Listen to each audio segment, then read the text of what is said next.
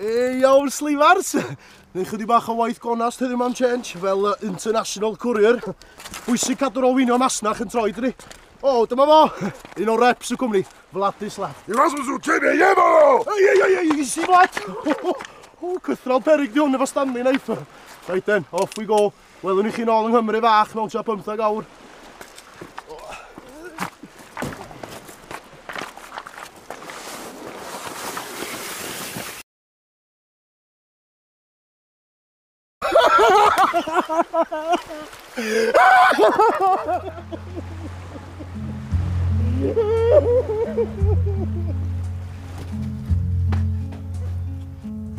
Ti'n gwybod be?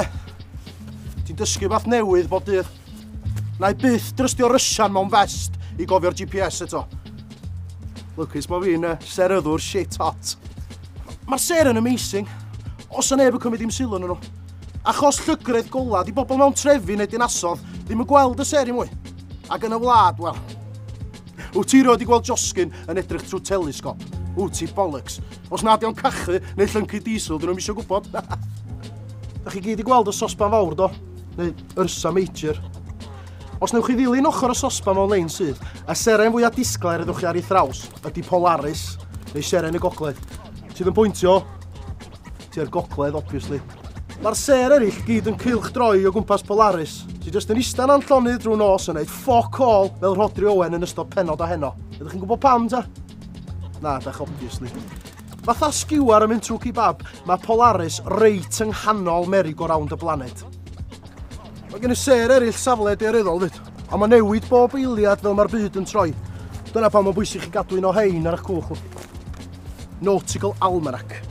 Enghraifft, am 9 gloch nos ar y 4 o Fai, safle daearyddol y blaned Gwener oedd dros pentre bach yn Saudi Arabia.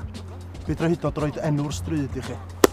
Ar ôl mesur yr ongl rhwng y seren a'r gorwel efo'r sextant yma a wneud bach o trigonometric syml, newch chi ffeindio allan bod chi 3,836 milltir o'r stryd yna, sy'n rhoi chi rhwla ar y llinell yma.